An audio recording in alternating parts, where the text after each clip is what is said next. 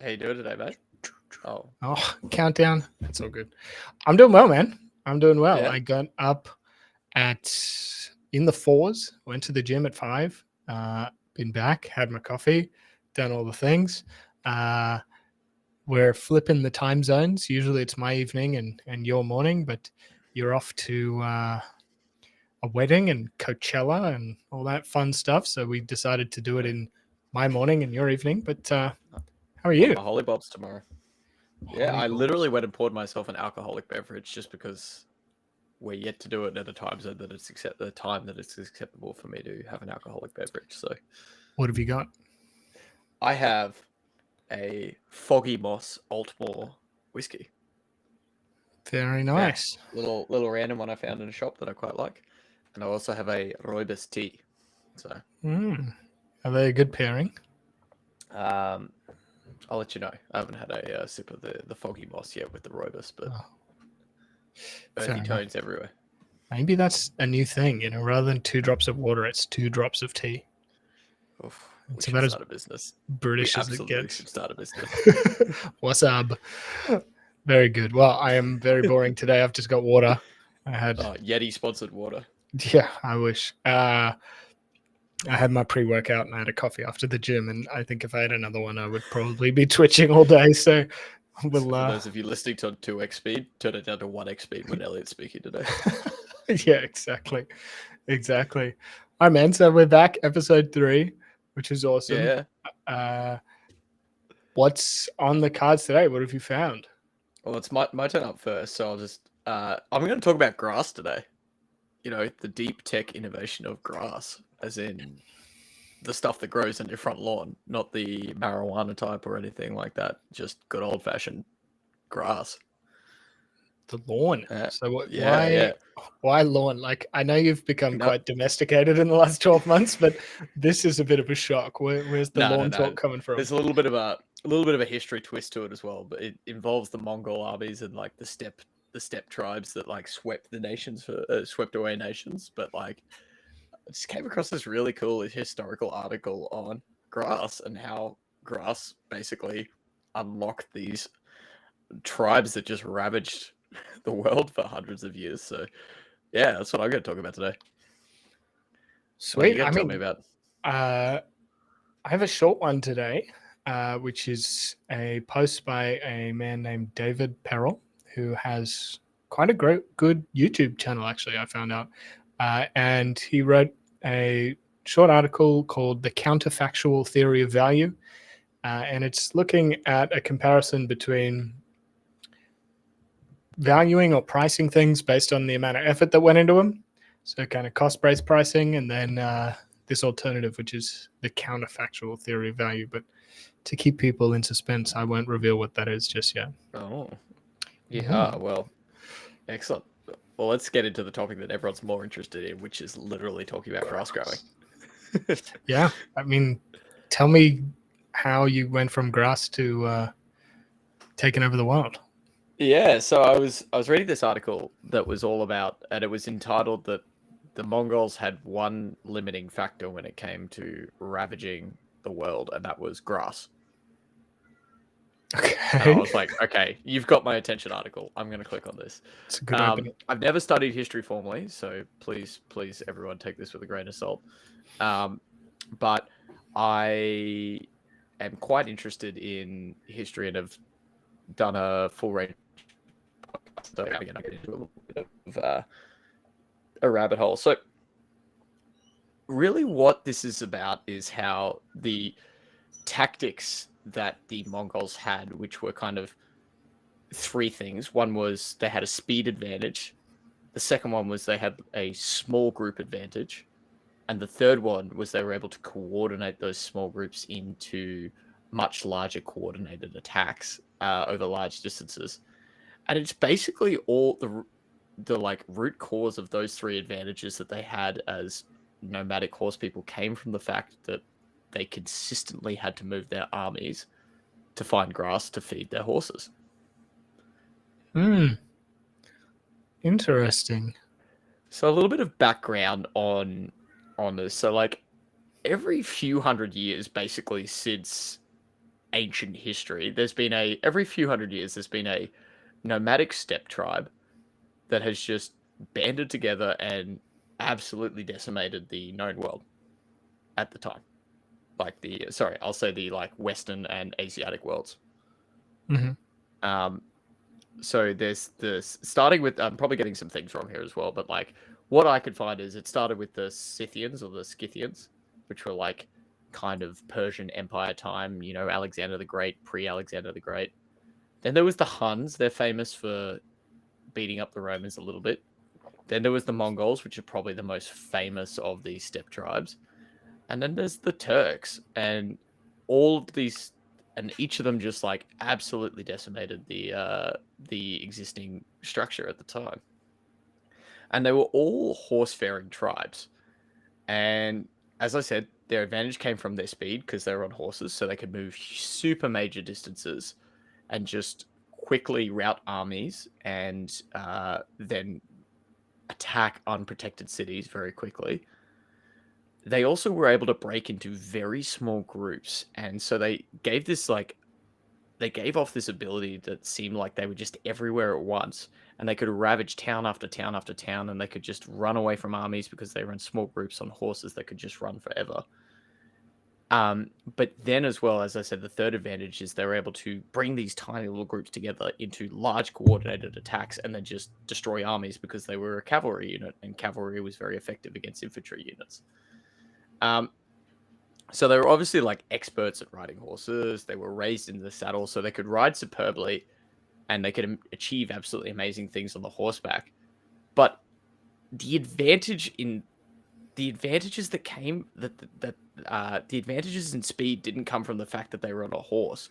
The advantages in speed actually came from the fact that their horses were actually their not only their like mode of transport, but they were also their food and their sustenance. It was also their supply chain. So their supply chain moved exactly the same speed as them. So they weren't sitting around waiting for things. And the reason is because they lived off the horse's milk.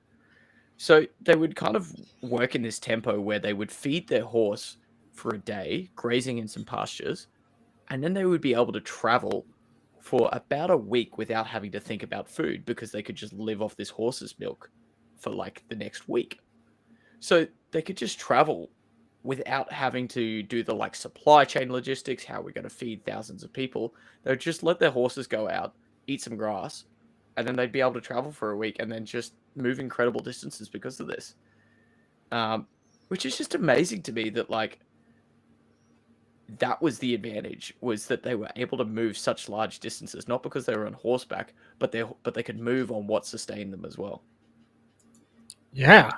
Up until this point in my life, I had never thought about horse milk, but I suppose that is the thing. And the intrinsic advantage of being a steppe tribe, and the reason why it wasn't like, horse riding Romans that did the other way, it was because these steppe horses were able to only survive off grass, whereas European horses need grains and cereals and things that you need to like travel with you and stuff like that. So they're like these hardy horses, but they used to travel with like 5 horses each. Yeah. So that's like their speed advantage came from this like, oh, we'll just eat some grass and then we're stocked up for a week and we'll travel for a week, pillaging the whole way, and then we'll go and feed a bit more, and then we'll move for another week. Whereas traditional armies would be like, oh, we got to move a day and the supply chain's got to move with us. We can only ever get 1 or 2 days in front of our supply chain. They moved with their supply chain. Yeah.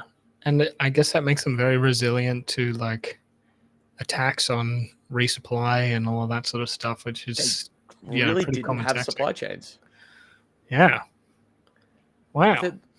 The next advantage that came from their lifestyle, which once again stemmed from grass, is that they were able to move around in small groups, and this gave them the like idea that they were everywhere at once. And there was like all the like first-hand quotes were like they appeared from everywhere, and they seemed like they were everywhere at once. Like small towns were just destroyed everywhere all the time, and it's because they were raised in groups of 10 to 50 people, And the reason why is because if you had too many people with too many horses in one region and too much livestock, they'd all just die because they just eat all the food.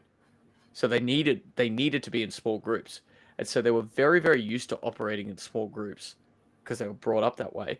And actually, if they came together into large groups, they wouldn't be able to supply themselves. So they were forced to spread out, which was completely counter to the like common military tactic at the time, which was like big army going against other big army. They would try and rout that person, and then maybe there'd be a siege involved as well. So if these groups were very traditionally small, 10 to 50 people, what was the uniting force that caused them to start these invasions and run through? And this is like the underlying factor about all of them as well, is that like these steppe tribes, if they stopped moving, they died for two reasons. One, they weren't able to feed their horses, which was their livelihood, for a number of different reasons. And the second thing is that all that seemed to keep these groups together at the time was war and pillaging. So they weren't about to settle down and live the good life and start growing wine and vines and tomatoes. Like, what kept them together? A warlord sprung up by banding together smaller tribes by ransacking nearby villages. Right. And the only way that he was going to keep them together and united was to promise more ransacking of other villages, bigger and wider.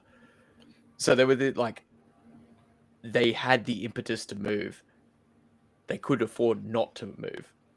If they did, they would, all of their livelihood would be killed. And secondly, there would probably just be civil unrest and revolt. And you see this as soon as they've conquered a bunch of people, and they've conquered literally from the eastern coast of China to Hungary, and they kind of settle down and chill out for a bit, they just start warring with each other, and the empires break up.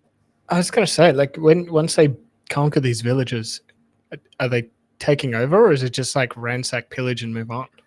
Ransack, pillage, vassal state. So you work for us now. Pay a tribute, and as long as you pay a tribute, happy days. Oh, and also we killed 30% of your population. Yeah. Wow. There you go. So, I mean, is there anything in there about, obviously in recent times, this method is going to be a lot less effective. When did this stop happening? So the Turks, which now occupy modern day Turkey, were probably the final of the group. And firearms put a big stop to this. Yeah, I guess that makes sense. Yeah.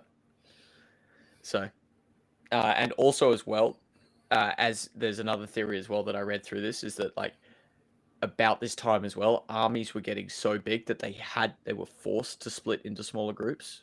And so they're the advantage of the small group of being everywhere at once kind of was a little bit reduced.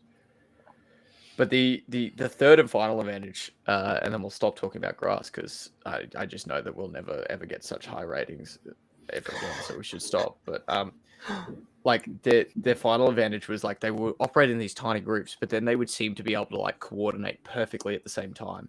And no one, there wasn't a really good explanation how they were able to do this, but basically every now and again, once or twice a year, tribes and groups in the steppes would get together and conduct something called a royal hunt, where they would go into a huge grassy area, and it would be a single line of people on horses, and this single line would be stretched across the horizon, which is 30 miles or something.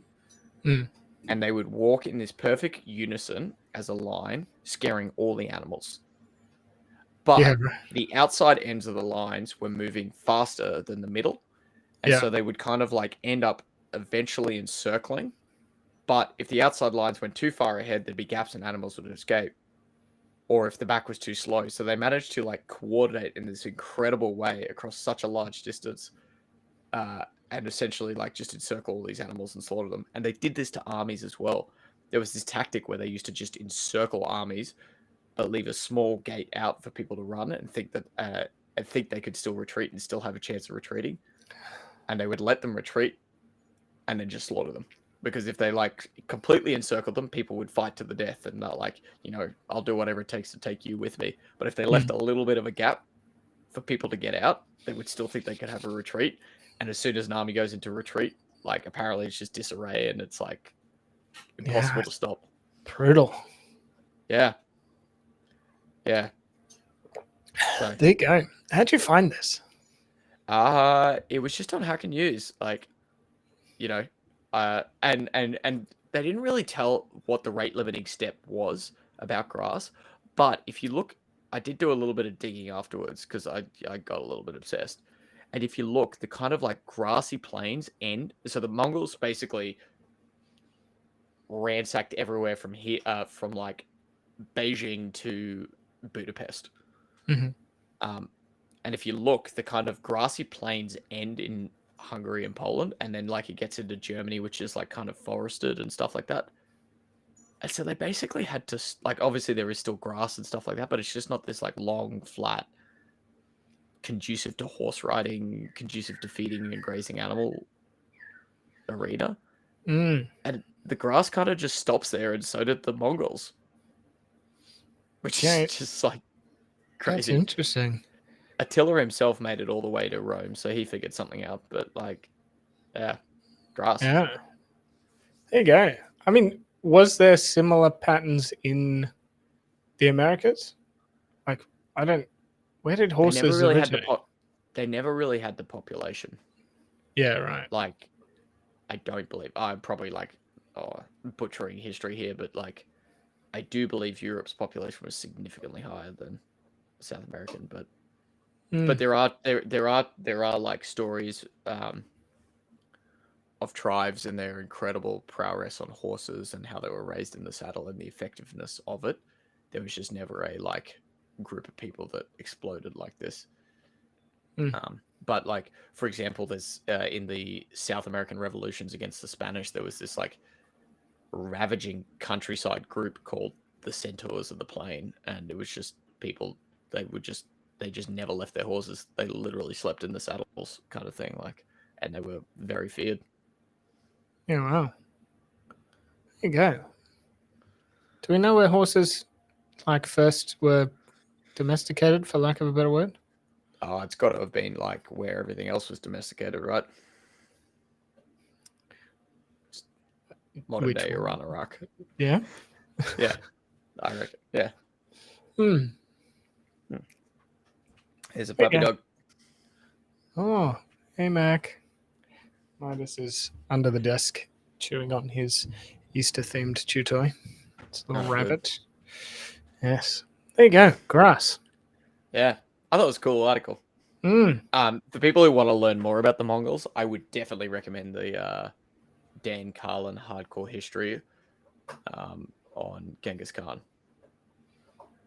Yeah, sweet. Which is apparently mispronounced as Genghis Khan. It should be called Genghis Khan. Is that like GIF and GIF?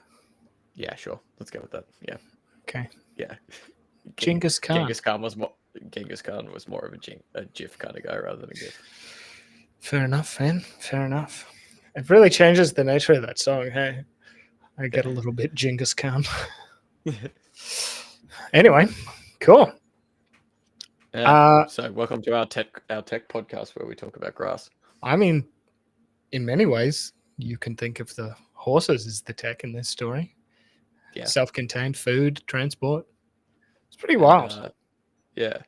It's just like crazy that, the speed came from the horses, but no, the speed actually came from the fact that they were sitting on their refrigerators. Gross.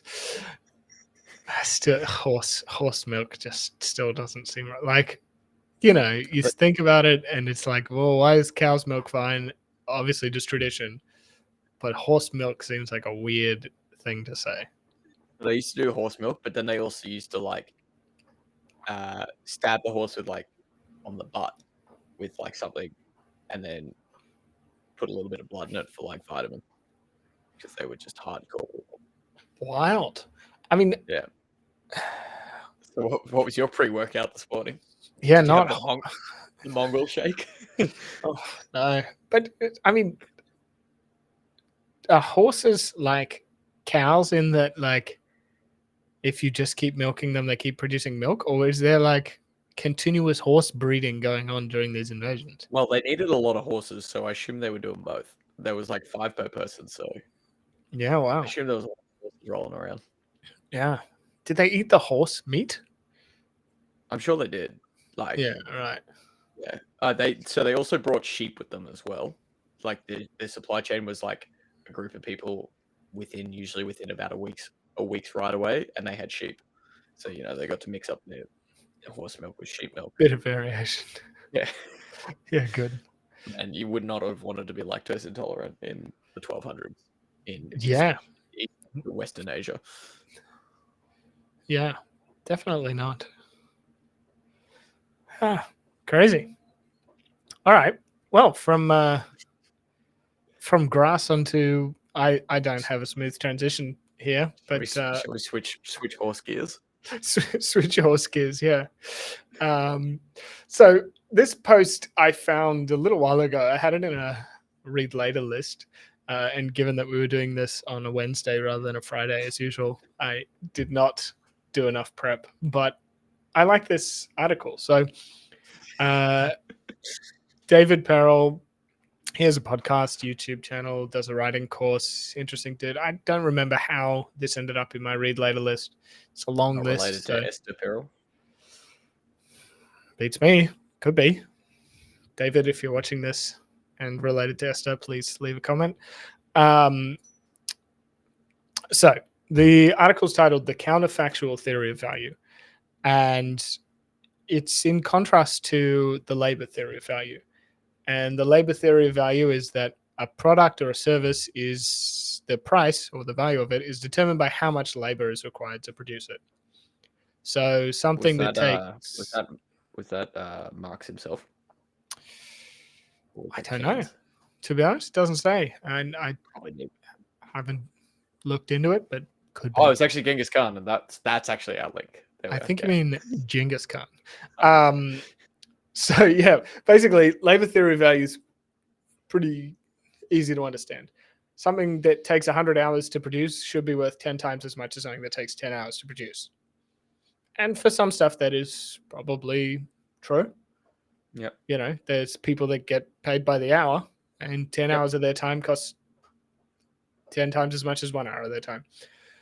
But the counter here is, okay, why does Elon Musk have so much more value in Tesla or whatever else than his employees? Or why do certain actors or sports people get paid an order of magnitude more than people on the same team or in the same movie? And the counterfactual theory of value is, how much less valuable would this movie company team be without this person? And they should get paid proportional to their replacement cost. And there's a idea that gets used in baseball, apparently, which is a statistic called wins above replacement, which is a prediction of how many more wins a player gives the team compared to whoever would replace them. Wow. And yeah, part of their salary comes from that statistic. And I just thought it was a really interesting way to look at stuff, Can you talk us through any of the modeling of it? Did you get that deep? Like how do they do that? So I didn't look into the baseball example in particular. But I mean, you could, some of it naturally has got to be a little bit, finger in the air, guess the value, especially, how much more is a movie going to gross if you replace lead actor with up and coming actor? It's hard to measure, but I mean, you could look at the average value of movies starring this person versus this person and do the other. But it strikes me as one of those things. Let's stick with movies to use a concrete example throughout. Let's say a movie starring Johnny Depp. suddenly, or some up and coming actor, Johnny Depp. Someone who hasn't been cancelled recently. yeah. Well, I don't even know what that's about. Let's just say there's a new actor. His name is Genghis Khan, right? Genghis Khan stars in a bunch of movies, and one is a breakout hit, just by pure coincidence. Who knows? Timing got right or whatever else. I feel like that can really distort these statistics. And then, next movie, it's like, oh, well, that last movie where Genghis was the lead grossed 100 million. So we got to pay him a lot to be in this movie to try and replicate that trend. Obviously, movies is a hard one compared to baseball, where it's like a lot easier to quantify how many wins somebody has as opposed to like the cultural value of television and film and stuff. But yeah, it's an interesting thought with people, and I guess I wonder what else it applies to. Like, can you have products that have a counterfactual value, and how do you get to a point where it's like, take your telephone, take your iPhone. It's like, yeah, I can make a different phone, the Genghis phone, for 1/10 of the parts. So can I charge the same amount as the iPhone? It's like, no, probably not, because there is some loss involved in switching, and it comes from brand and network effects and all these other things that show up in the seven powers. But yeah, it's an interesting way to think about I guess disproportionate gains. To me, like it says, like, to me, it's there in every situation, right? It's just how much we overprice or underprice certain things from how much analysis we can do, right? So the up and coming actor, you're always going to underprice them until they're a hit, and then you'll start overpricing them. Have you heard of the idea of strong link and weak link games? No. I might get this order incorrect, but anyway, we'll give it a go. If I got it incorrect, just reverse it. So a strong link game is a game where an individual person or an individual position can have a disproportionate outcome on the game. So think basketball and think Michael Jordan. You put Michael Jordan in any team, and no matter how bad the rest of the people are around him, that team would still probably do very well because he can carry the game. Now, if you translate that to, say, football or even baseball, not that I know anything about baseball, but it is proportional to the number of players in the team. As soon as the individual player will have less impact on the outcome of the game. And to me, when you say baseball, and like the baseball's obviously got a bunch of analytics behind it because Moneyball was a thing. The reason why they were able to do Moneyball is because it was a weekly game, and you were able to, and individual players would not have this disproportionate effect, so you could actually determine the outcome on certain metrics because it wasn't this non-linear, like you put Michael Jordan and then surrounded by 6-year-olds, and they still might win the game. That's interesting. And does that come from? I mean, it feels like that comes from the design of the game itself. Yeah, it's something inherent in the game, and one of the proxies that I think they used was like number of touches between two to result in points or achievement within the game. So, for example, football, there's lots of passes and stuff like it's a very low scoring game, and there's lots of passes that happen before any one individual will end up scoring a goal. And so it's a very weak link game. You don't just give it to one player and they run the entire field and score. There needs to be a lot that happens.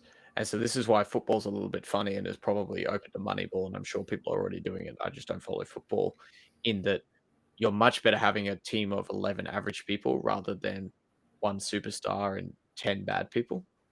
Whereas basketball, you're much better off having a superstar and 4 other bad people on the court. Mm. Well, from all I've learned from Ted Lasso, I would say that is 100% correct. Yeah, exactly. No, but like, and you can show that, you know, football players that are paid the stupid salaries are overpaid, completely overpaid, and it's purely trophy collection by the owners. Yeah, interesting. And I don't mean to derail us from this, but like, it just sounds like that, like movies seem like a strong link scenario to me where, oh, Leonardo DiCaprio is in that movie, and then that brings such a weight to it, rather than No Name is in that movie. Like, I was really excited for June, right? Everyone kept on saying like, "Oh, Timothy Chalamet is in it." Chalamet? Yeah, that Maybe. I've never seen him in anything. Like, I'm not exactly a movie buff or anything like that, but I'd never seen him in anything. But that was a big topic for everyone. I was excited for the movie regardless of that, and but Timothy being in it was a big swing point for a lot of people. Yeah. It's an interesting one in that sort of cultural sense of like movies and things, in that if you like, if there's no concept of celebrity, in that like you get a person from another planet that happens to understand our language and show them 2 movies, like the fame of those actors would not matter to them in the slightest. Yeah. Like the double blind on who is the best actor in the world would just be great to see. Yeah, it's funny to think that like what should be a weak link game, which is the production of film, becomes a strong link game from a ton of factors that happen completely outside of the game, which may well be the same in like football, in that like some football players are celebrity, and that provides something very different to the underlying game of pure football. It puts bums on seats. That's what the superstar does, and you sell more Messi,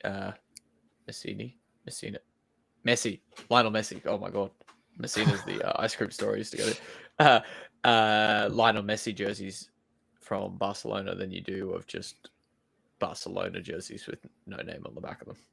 Yeah, which I find fascinating to think that there's the weak link game, which is the game itself, and then there's this meta game, which is like the economic game, the sell the jerseys game, which is a strong link game, which disrupts and distorts the compensation of what could be seen as a weak link game.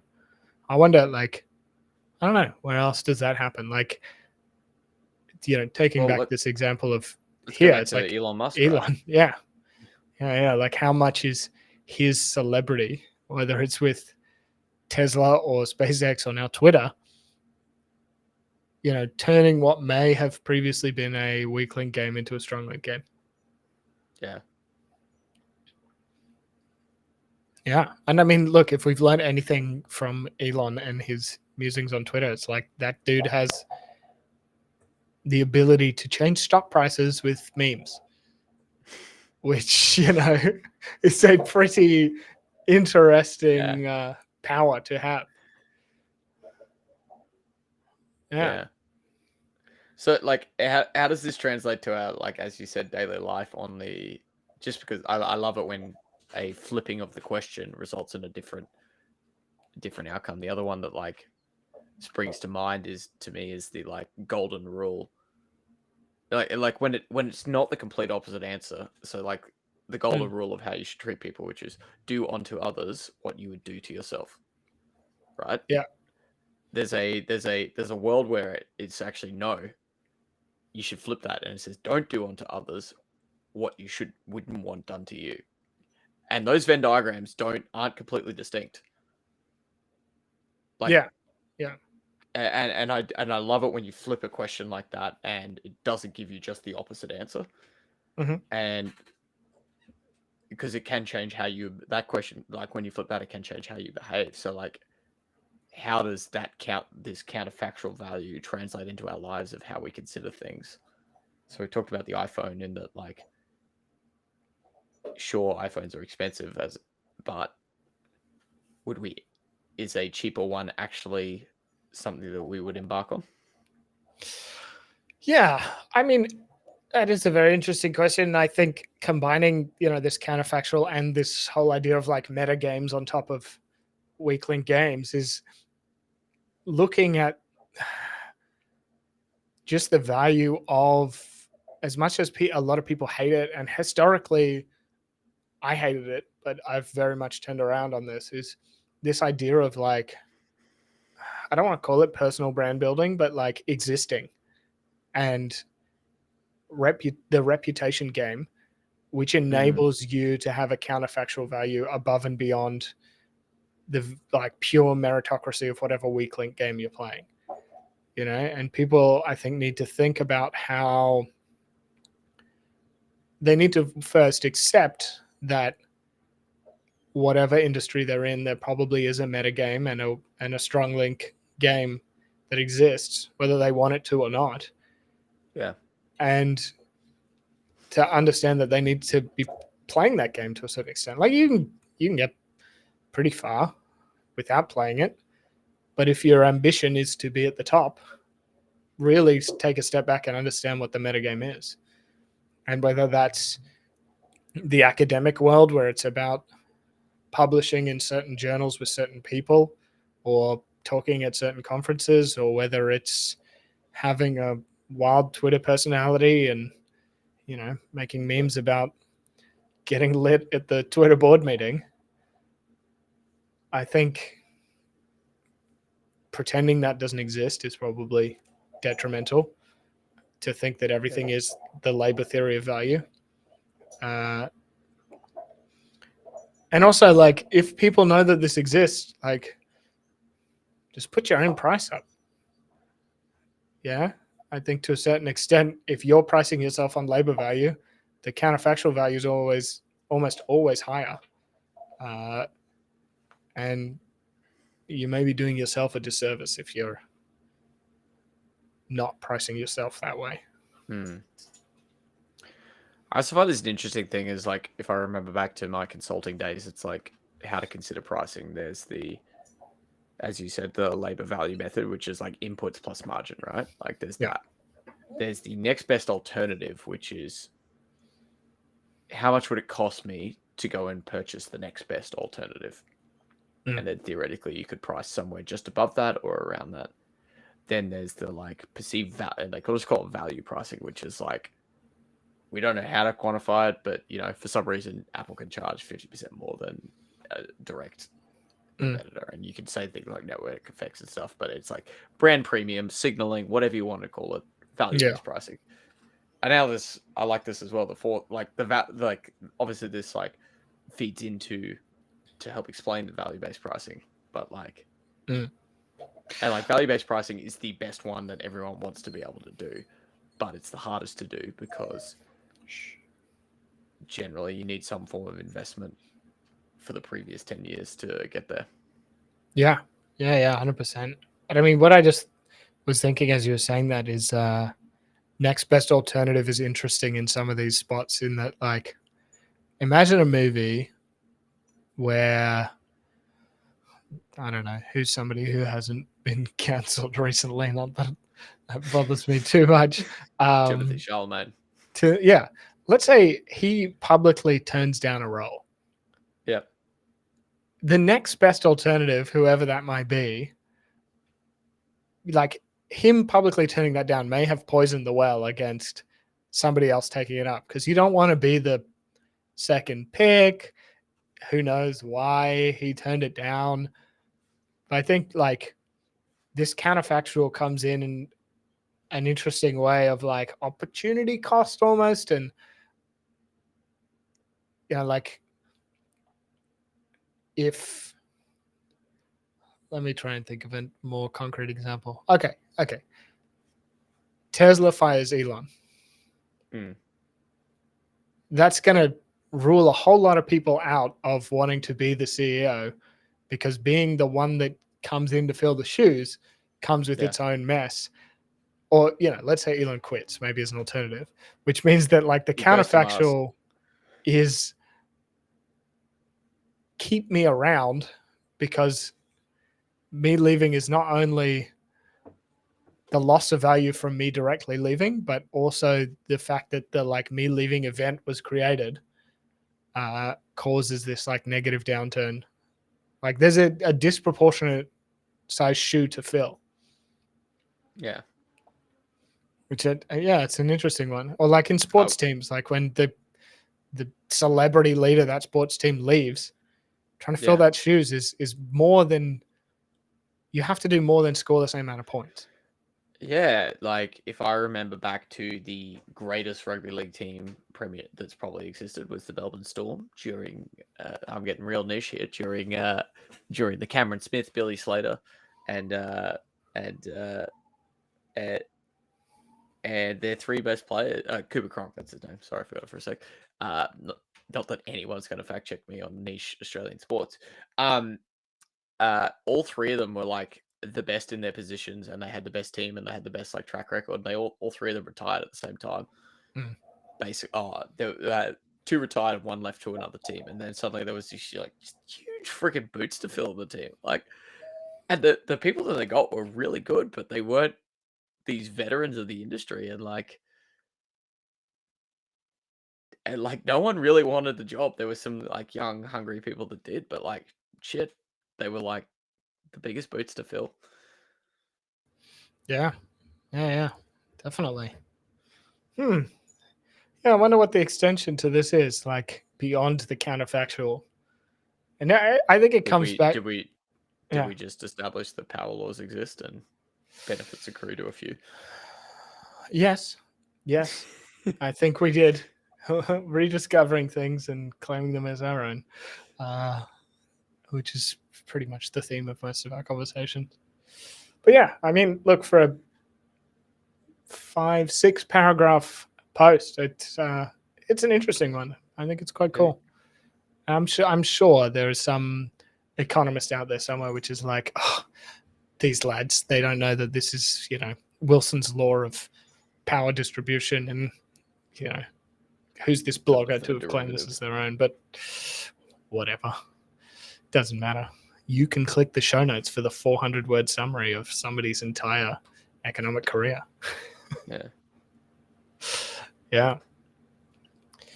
But yeah, that was my post for this week. I thought it was quite cool, and it's one of those little tidbits.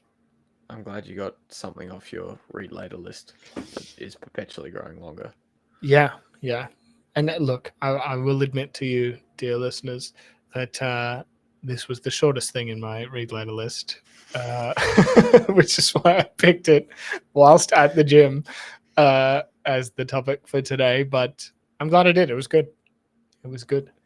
Oh, well, you've now got a week and a half for your next one. So yes, I will post this Sunday or Monday, but we probably won't record one of these for until next Friday or so. So I got a little bit of time to find something, which would be good. Yeah. Oh, sweet. I mean, we're 45 minutes in, so a little shorter than our usual. But I mean, anything else before we sign off? Let you get to bed, and I'll get started for the day. The oatmeal, the foggy moss oatmeal was pretty good. Yeah, it went well. Like the Roibus afterwards. I think there's a thing there. Roibus flavored whiskey and tea. Could be good. Yeah, very nice. Do I have anything to plug? How's the blog going, mate? It's going well. I've got to put in another post out today. Yeah, I mean, for lack of anything else to plug, elliotsmith.com, be in the show notes, and also check out Tom's new blog, which is recently populated with a bunch of posts from his old one. Have a look, subscribe, put out a weekly newsletter of interesting things I found, often things that don't make it to the podcast. So if you're interested in AI, health tech, that sort of thing. Check it out. Yeah, good. Good. Well, let's call it there. I'll go to bed. You get on with your day. And we'll see each other in, 12 hours for you and I, but we'll see all our dear listeners in a week's time. Awesome. All right. Well, this is us signing off on episode 3 of We Absolutely Should Start a Podcast. Until next time. Goodbye, Mac. Nah, she's dead to the world. Oh, bummer. All right. Bye-bye. Keep eating your grass.